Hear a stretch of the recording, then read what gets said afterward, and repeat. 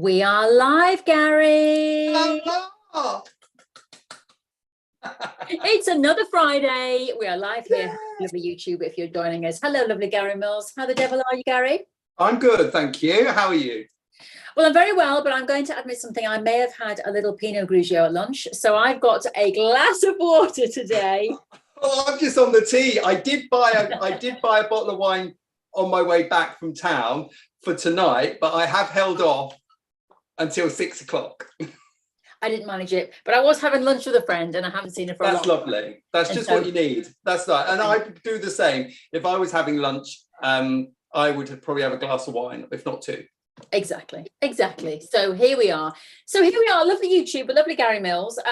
If you haven't joined us before, welcome. Thank you for joining us. If you are an avid crafter, if you want to get straight to the crafter bit, there will be time codes. If you're not watching us live, there will be a time code underneath where you can click straight into the crafter bit, which today is all about, as you can maybe see from the screens below us, fashion designing.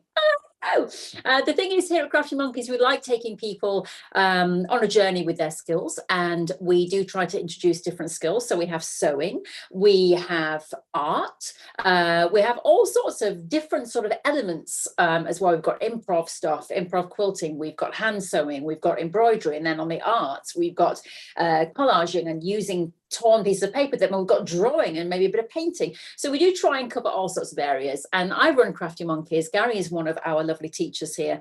And one day Gary said, you know what, Rachel, let's try and teach you some skills. I am creative, but I never sit down and do anything. Since I've been doing these things with Gary, I'm finding a whole new lease of life. I even did some hand hemming the other day. That video is on our channel. But it is seriously about just releasing that creativity, having 20 minutes for yourself, because we always do a little bit of mindfulness at the beginning of our presentations, which is what I'm saying right now, is that we're going to do our mindfulness first, only for a few minutes, and then we will be going into our creative process. As I say, if you're not watching live, there is a time code below. You can skip the mindfulness and go straight into this fashion designing.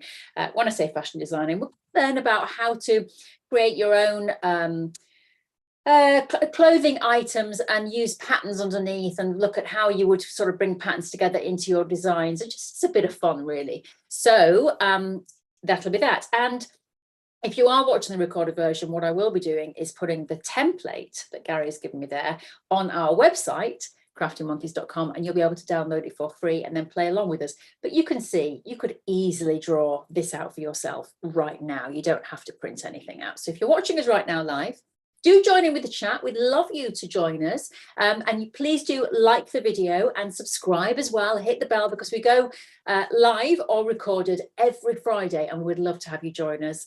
Yeah, we'd love to have you chat along with us. So that's it, gorgeous Gary. So let's have a look at the time code, so I don't have to go back and watch this video. What's the time right now? It's about 5:05. I'm going to put that in. So the mindfulness is at 5+5, and then I will put in what time the sewing is going to be. So here we go for the mindfulness. Lovely, Gary. I always give you a little quote. So now, you know, things happen in life, don't they? And sadly, I've lost someone this week who was, well, as I say, it was my father, quite dear to me. I know people think, how are you so happy, Rachel? Believe me, I'm not. About an hour and a half ago, I wasn't happy over lunch. Tears came. But that's what happens in grief. It comes and goes. But I wanted to try and be positive and think of something positive in this video. And I was reading this wonderful book recently by Richard E. Grant. And in it, he talks about finding a pocket full of happiness in his own grieving process, because his wife sadly passed on. And she said to him, Richard, every day you have to find a pocket full of happiness. And it just got me thinking. I thought for a few moments we could reflect upon that, Gary, about finding that pocket full of happiness. And the one thing I want to say is that I'm the biggest complainer in the world. I sit here going, why am I driving a really old car? I wish I had a super duper fast car. I wish that my house was better. I wish my kitchen was better. I wish I had one of those hot taps that you just turn on, you don't have to boil the kettle. Things like this in my life. And then when you lose someone, I'm not saying that perspective stays, but you do get a new perspective. And yesterday I had a cup of coffee and I realized I'd not had one all day. And so when I had it, I actually cherished it. Because you have to look at the fact that my dad can no longer have a cup of coffee. And you just think, these are the moments that you have to savor. And I smelt those beans.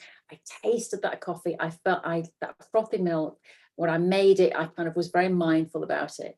And so I believe that those are the pockets full of happiness that people like Richard and his wife were talking about. And I think that we can all find a pocket full of happiness every day. What do you think on that, Gary? I have to agree. Those simple things like smelling the coffee, having a moment to yourself, are those lovely little moments that perhaps, until we come to a point like you are in life, do we realise that we've taken for granted. Now, always going around wishing you had this, wishing you had that, comes from a place of lack. It means that, oh, I wish I had this. And it means that you're saying, well, I haven't got it, so I'm not, you know, this is no good. But if you push that to one side and you just think, well, actually, what have I got? What am I doing today? What is really, really sort of a really nice positive thing that's around? It could be like just thinking about sort of memories and mementos, or even just having a reflective time could be that pocket of happiness. It might be you're sorting things out in a drawer or coming across something, and it just brings back a lovely memory. That's that moment of happiness for that day.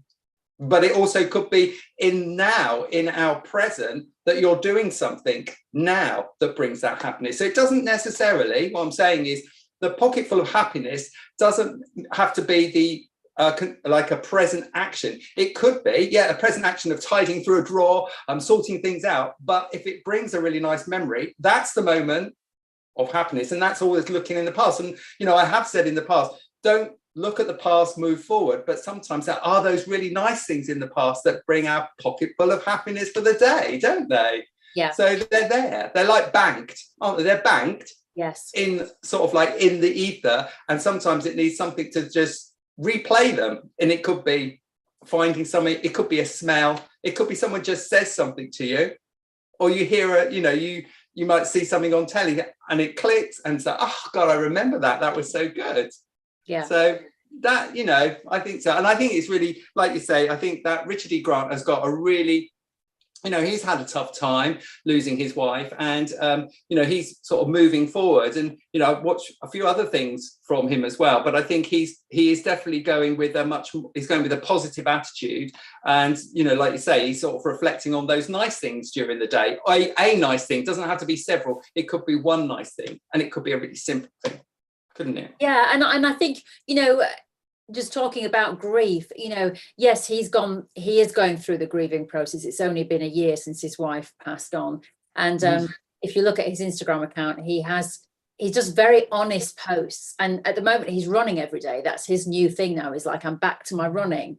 And it makes him feel alive. But then, you know, the next day he might do a post where he's just caught himself and he talks about grief and the devastation of it. So we're not sitting here saying, move on. It's not about move on, forget it, fine, be happy. And I think sometimes when people are positive like that and tell you to find something positive, I think some people could think, oh, you know, you can't just tell people to push their feelings out. We're not talking about pushing feelings down, but what we're saying is let those feelings out. It's like my friend the other day, Sarah Payne, said, I said, I'm going to do some work. I didn't actually manage it. This is the first bit of work I've done in 6 days.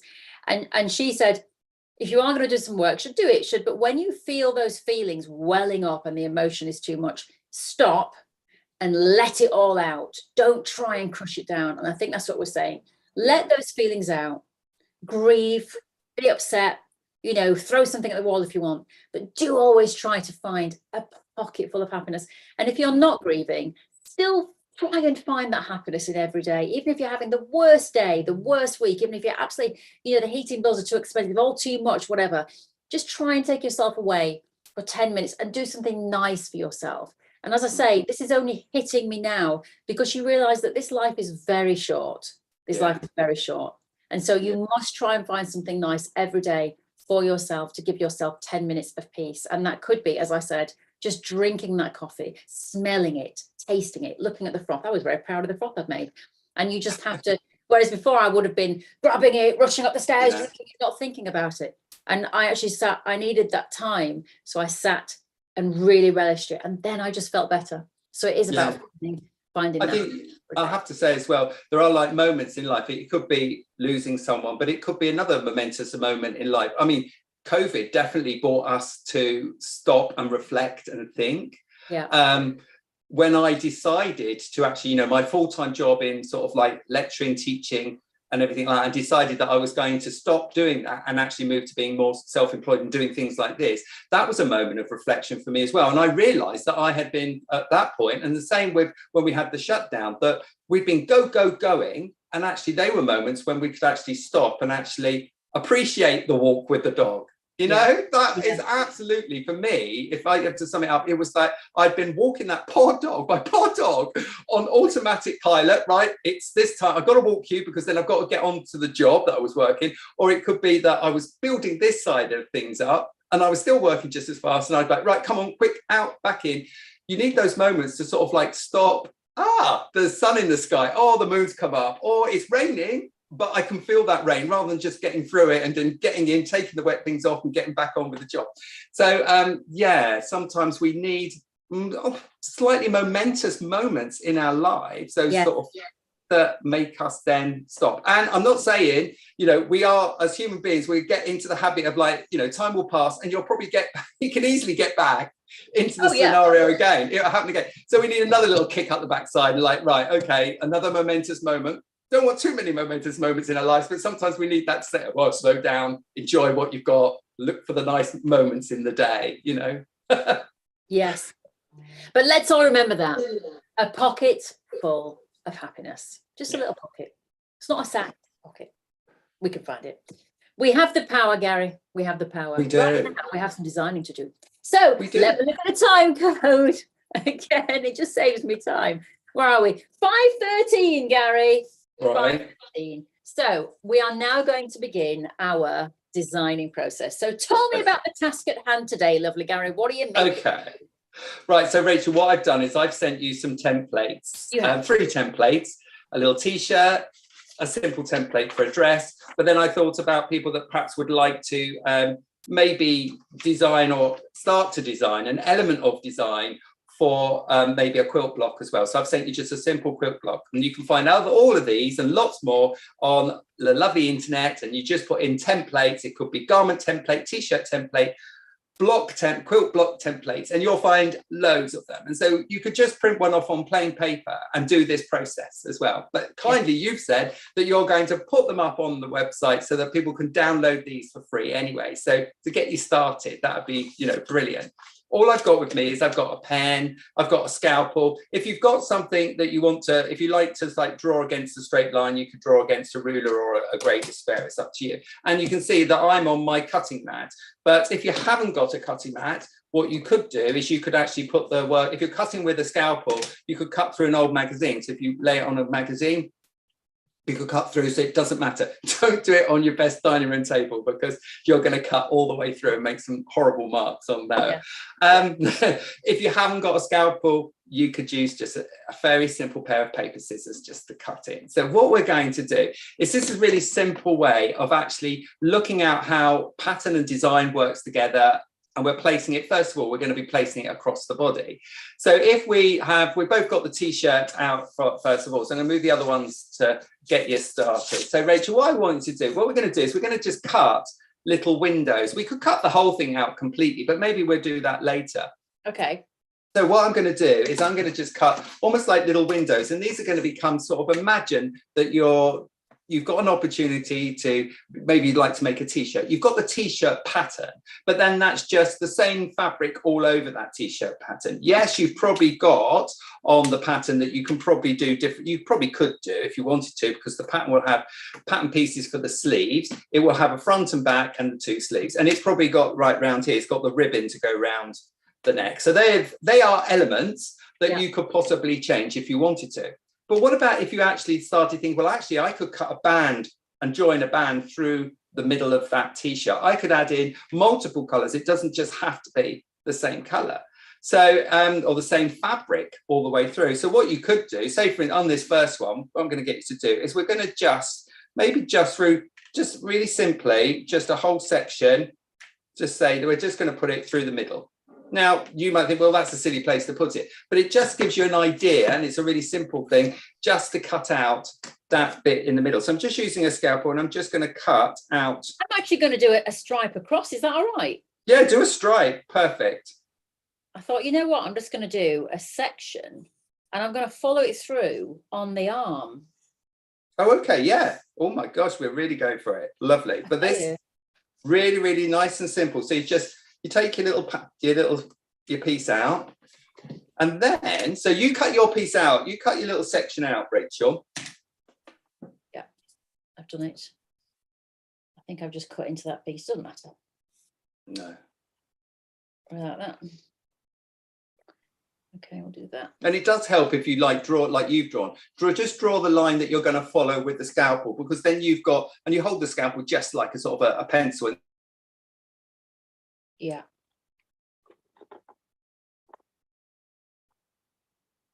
Oh, are you still there, Gary?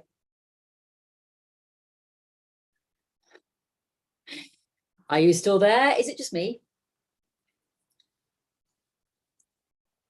Is it just me?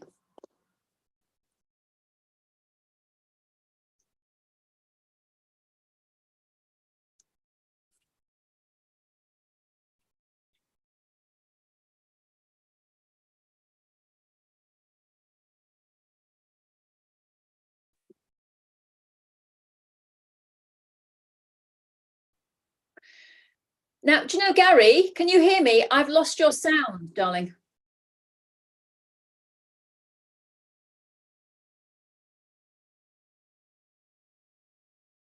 I lost your sound. We're getting him back, people. We're getting him back. Hello. Hello. Yeah, I lost your other camera, which meant that I lost your sound. So I couldn't hear what you were saying. So can you tip your camera down so we can just see your board? Because at the moment, yes, it's you. And we'll my iPad one. So you're just going to go with this one. So if you can put the iPad one, we'll have to mute one of them. So can you see that? Yeah, that's fine. Okay, hang on, lovely. Just bring it. Fine. Okay, so you can see it. So what we can do, so we've cut out the window. So I have by the side of me lots of bits and pieces, and I've asked you to come along with lots of bits and pieces also. So that also is, I've got first of all, I've got some coloured papers, or you could have possibly some wrapping paper or something like that. But can you see, you can actually just stick the coloured papers underneath like that. So you could just put your coloured paper. You might have, I've got the other cameras now coming on, so I'm just going to make sure I've got that on. Yeah, you see, I've got dotties. Yes. So you've got some dotty. I've got to see when the other camera comes on, then I can see what you've done. I've got what I've got here. I've got some nice, these are like sort of papers. You can buy these. These are for sort of card making and collaging. But you could also, apart from just ordinary colours, you could start putting some sort of paper behind that as well, and start thinking, oh, I could actually print, this is the design element. I could actually print on some fabric with some letters, and then I could then stitch that in with, I'm just coming in I'm just joining through my iPad as well, so I can see what you're doing. I've just put my join on. Okay. Right in there.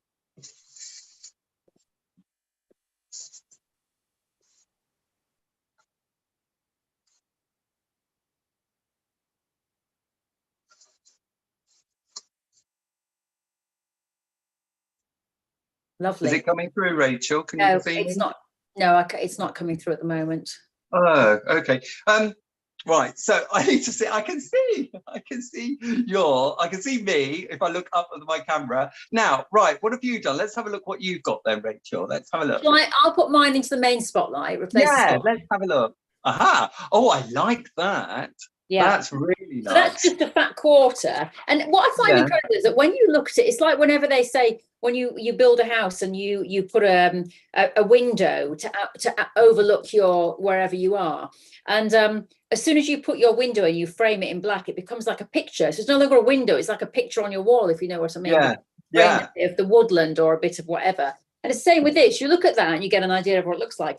And when you use it like that, when I first saw you doing this, I thought it was so genius. Yes. To, have it like that. What I'd say now, so if once you've, like any of you at home, you've done a section and you put a nice piece of fabric behind it, or you put a piece of coloured paper behind it, or something you've put, and you quite like that, use your phone and now just take a photograph of that. So you just capture that, because you can then, because you've just cut it as a stencil, you can then use it on other things as well. So you can, like you've done, you know, you can start playing with other fabrics. What you could do is now cut another little section at the top of that t-shirt and then have multiple. So you could have both your floral, you could have like your circles and then have something along the top as well. Yeah. So this is like little birds. Yeah. So, and once again, you're sort of tying in, look, you're now tying in your little bird there with your two birds here. Yeah. So, you know, I do find it fascinating. Let me just use this wrapping paper because this is a much bigger print and it's just a tree. So, you know, suddenly then look, I find it amazing how it just changes the look of the t-shirt. It's a really clever thing to do. All I'd say was what you must, because you're using, you've got fabrics that you've got at home, you think, well, I could actually you could be making something, I'll put that section in and it will look like this. But because we're working on a small scale of a garment or whatever you're creating, is you're going to have to realize that it's actually going to be a much smaller scale that you actually put in there. So I would suggest that you have an idea of what would look, but if you think, oh, actually, I really like the scale that it's looking on this fabric, then go and look for larger scale prints. And then you can see, then you would see how it looks, how it would look.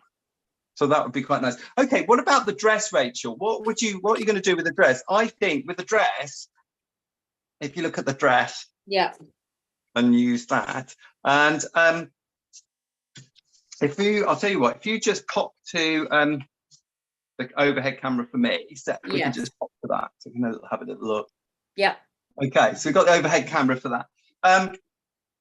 You know, again, you could think that a dress, again, could have you can have nice sleeves. So the sleeves, these could be slightly different. It might be that it's like the dress is different top to the different bottom, or it might be that you're creating a dress and you just want a band along the bottom. So maybe that you just create a band along the bottom there, and that's where the design comes in, or you have vice versa. So in this one, I'm going to cut out just a band around the bottom of the dress, like so,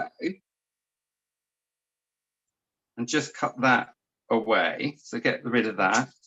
But then I'm going to sort of like, I'm thinking about, well, how do I balance? It's all right just having a band of, let's put a little bit of print behind that. So I could have a band of just floral print along the bottom of this dress, and it's looking very house on the prairie type little dress. But what about if I then balance that design? So, and you could be thinking this when you're sort of thinking, well, what fabrics am I going to get? What am I going to do? Then if you're going to balance it, then maybe you balance it with just, then maybe the sleeve, both sleeves, has the little print on the top as well. I'm just going to take, I'll just do one for the moment. So you could then take your whole piece of fabric and think, take that out of the way. And then you could have both. So you could think, well, actually that. So while you're doing that and you're designing and thinking, you can photograph it, as I said. But it does think, well, okay, if I'm putting that on the bottom, that could look nice. But design-wise, and the way it's balancing, if I just put that on the sleeve, both sleeves, not just one sleeve, that would balance that up also. You had, for yours, you had, what would look, you could do is put some of your doodles. Have you got any of your doodles with you, Rachel? Yes, I do actually. Let me just show you what I just did with my dress there, though. If I replace the spotlight with me, so you can actually see. Let's just remove your spotlight there. Remove the spotlight. So this is my dress here. So I just went with like that. Yes.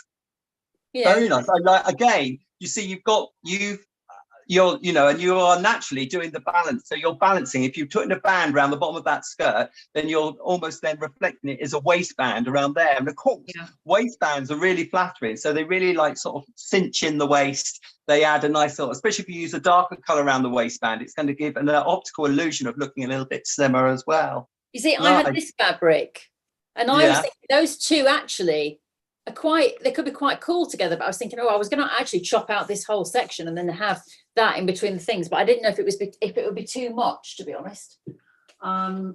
So I didn't do that. No. Do you know what? I don't know where my doodles are.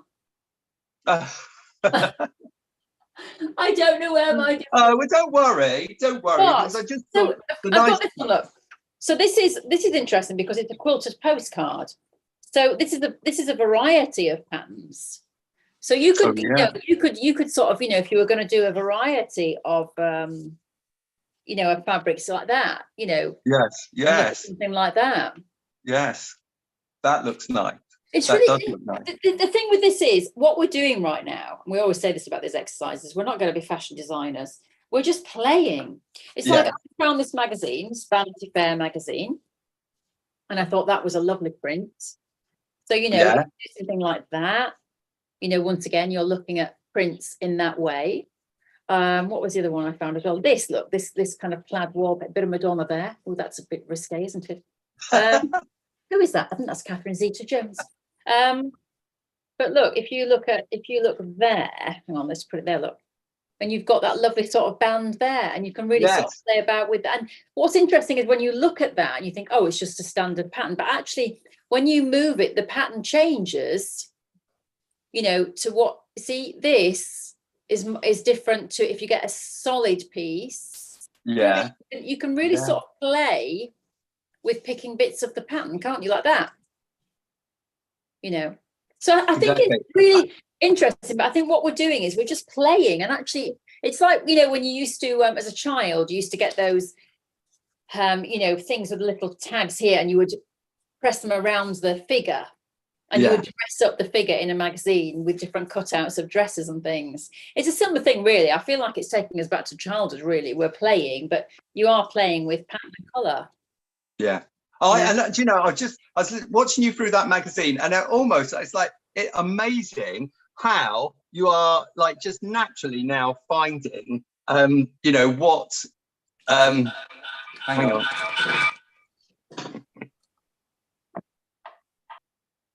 Right, can you hear me? Yeah, sorry, that was just my iPad now clicking into interview. So yes, I just thought you were just naturally finding those things, even when you're looking in a magazine, thinking just putting that template over and just, finding those bits in the magazine, which could then again inform your design. Or when you went out and made fabric choices, when you went out and bought fabric and got, thinking, I really like that way. Then I'd around the band of the dress and things like that. And I'm thinking it was like a floral, it was like a flock. Where can I find that? And in fact, sometimes when we're creating, even for the body, do look in the interiors fabrics as well, because you can, they're a little bit thicker, and sometimes it would be worth, because some of them do shrink, obviously just give them a light hand wash, but you can use them for clothing as well, especially things like more substantial clothing, or like a waistcoat, like a little jacket, something that's a bit more sort of has got a bit more body to it, that you could absolutely use interior fabrics like you just have in that, looking in your magazine. Yeah, well, that's nice like look at like that. a tiled floor. So, you get an idea of there, don't you? Now imagine like a dog tooth print, really, something like that. So wonderful. Yeah. Okay, let's I'm just gonna, because for the we've got the people that are probably going to think, I don't do clothes, I just do quilting and blocks and things like that. But you could still use this process for those blocks. So if you looked at the block and just cut out, maybe the block that I've given you, it's just got maybe just to try it out. I mean, you would end up doing the whole thing, really, as long as you didn't take it all out away. But you could just try a section of it. Like, so maybe you took a little bit of the triangle and then think, right, I'm going to put pattern next to a block color. So how's that going to look? And what's the right color block to put it next to? So it might be like you'd cut a little bit. I'm going to cut a bit out here as well. So I'm going to cut a bit down here, but I'm going to leave a bit, almost like a little bit of a church window with a bit of a stained glass. I'm going to just leave a bit so it does hold together. You don't want to cut it out completely. So if I just take that, I'll show you what I'm doing. Okay, so I'm going to start playing with this, but as long as you leave like little, you can almost like the lead in windows, you could then start looking at possibly thinking, right, if I put a block, maybe it's a block red, it could be, you might have the fabric, you could even have the fabric with you and think, how am I going to make this sort of, like you just had some spotty, how am I going to do this spotty? How's it going to work with just spotty like that? How's it going to work with design? Is that too much? Is red on red too much? What about thinking about a bit more of a complement color? So do I look at sort of a green? Greens go well with red. So if I'm going to use a block, then maybe what does this look like? Does it work? Does it not? And you can then make decisions. How do these two work together? They're not working at all at the moment, but that's the whole process. But I've always liked this one. I love these like little sheep. So again, I could just add the sheep in. How does sheep work with the red? Do I need the block red? Do I start playing with pattern on pattern and then put the dotty red with the little sheep and then think, well, that could be something a little bit different. So here you've got a lot of opportunity. You could cut out more and you could then lay in little bits underneath. But as I said, exactly the same before, take a little photograph of what it's looking like. And then you've got a record of some of your playing with ideas, so that when you perhaps go to create your quilt or you go to purchase fabrics for it, you've got a much better idea of what you're looking for, rather than haphazardly just drawing on things and they don't really work. You can use this to actually really start to plan, but it's design your outcomes for a quilt. Exactly. And it's really clever. By the way, hello to Julianne, if you're still in the room. Julianne Fishwick has joined us. She was saying that she could hear what we were saying, but she's joining us. Yeah, do you know what's really interesting, Gary, is that when you like you say, if you were to look at that sheep and that dotty, you wouldn't know really, are they going to go together? But when you've got your block like that and you're cutting it out, it really does frame it, and you can absolutely see with those shapes what it would look like. Works. So for quilters, it's actually a brilliant idea. It's a brilliant idea to do it that way. Yeah. So it's just, I mean, this is just a little practice that we would do when we was at college, just to get students just to start to think about, how they were designing. And it's so effective and so accessible to anybody. You don't have to be a drawer. You don't have to be a drawer. As long as you can cut something out. And I'm sure many of us, all us creative people, we do, arts and collage, or we do sewing, we can all cut something, be it with a scalpel or be it with a pair of scissors. And so we can easily download these images, which is maybe the image is near enough to something we're thinking of making, be it garments, be it a block, and then we can then start to plan. But even this could work for an improv quilter as well. And I'm sure some of the other, like our improv tutors, have some sort of idea, plan on paper, how it would look. They need some idea of how they're going to start to build up their improv quilts. And so something like this, like a piece of paper with maybe grid lines on or something that they're starting to put together, would really, really help them. Yeah, I think that's a great idea. Like I say, it's so genius when you did it for our VIP club that month, and then I started watching you, with your little t-shirts designing like that. I just thought that is such a simple idea, but so effective. Really, really good. Yeah. Oh, thank you. Good. Top tip. Lovely. Let's add Oz back in, I think. Add a spotlight and add Gary back into the spotlight as well. There we go. Brilliant. Lovely. And I don't know where my camera's gone, but it doesn't matter because I'm finished now anyway. We've got, there must be the jinx in the system tonight. Or it must be cameras. They get camera shy.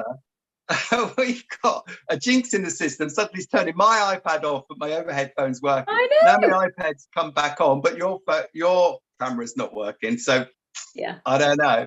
But it's done. We got it out. We got it out in the end, Gary. We did it in the end. In fact, I will remove that one now, so it's just the two of us while we just summarise. There we go. Lovely. Okay, well, I'm hoping that if anybody has watched that, they find that useful. I think in terms of just working with colours, it just gives you a different way of looking at things. I think once again, we've had 20 minutes of just mindfulness, finding a pocket full of happiness, playing. As I say, it reminded me of being a little girl when I used to, put those dresses around the figure in the magazine. And once again, if you just cut these things out and look at colours and shapes, it can just give you 5 minutes of just looking how colours work together. But as you say, for quilters, if you print out your block and then you do that underneath, really clever. Because when you're just looking at like that, when you've got your fat quarters in front of you, you just go, yeah, but I don't know. But when you actually do it in shapes, you could think, well, would that make a better circle or a triangle? And what would it look better, that, or would it look better something that was contrasting? So I think, it's a brilliant idea, Gary. So, yeah, excellent job.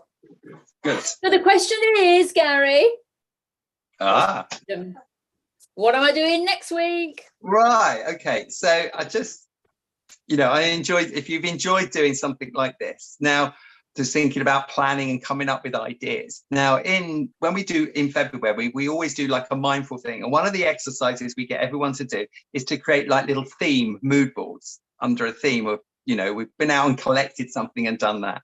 Yeah. So we're going to create a little sort of like, what have I called it? I've called it as very, I mean, just want to keep it simple and I'm going to explain how you use it.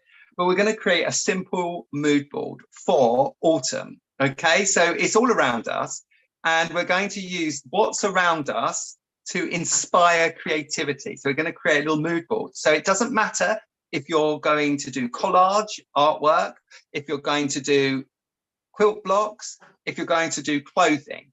A little mood board can really help you. And I've set it as autumn rather than the season that we're not in, because I think it's all around us so we can actually find things. So I'm going to be picking up a few leaves and things like that, and I'm going to create a little mood board. I'm going to send you maybe a few like pointers, Rachel, but I want you to go and collect what you can find as well.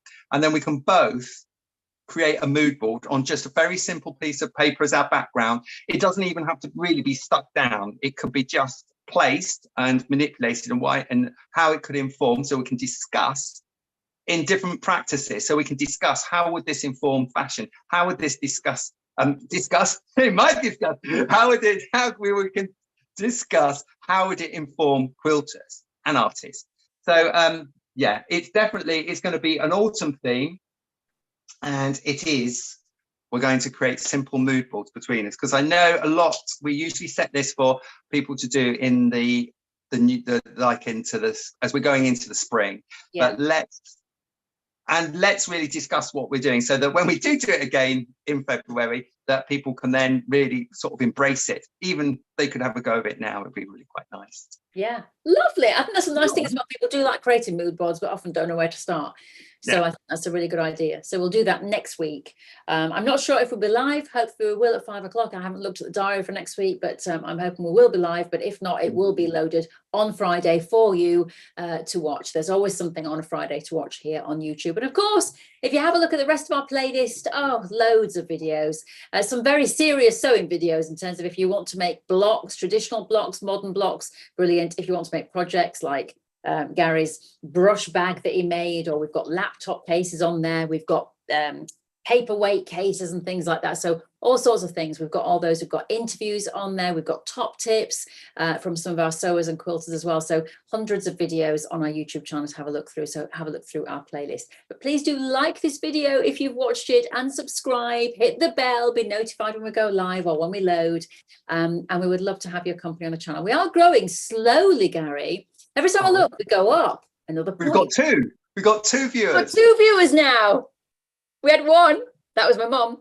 Now we've got up. I think we're on 1.3 thousand now. Hey, it's brilliant. So that's fantastic. That's all you got to do. And you know what? As we always say, Gary, if we've helped one person today, I know Julian Fishwick is one of our regulars, but if someone has watched and gone, what a great way to look at patterns and blocks. Fantastic. Because you know what will happen, Gary? That person will then tell their quilting group. And their quilting group will tell, and suddenly you'll have 150 people who will all have learned something because of what we said. Well, that's good. It's good, baby. Right. Thank you so much, lovely Gary Mills. You are my friend and a genius, quite frankly. I only have genius friends. No, I'm joking. You are fabulous. And thank you to our lovely YouTubers who have watched. I shall now end the stream. Are we ready? Let's wave and end. Thank you. Bye.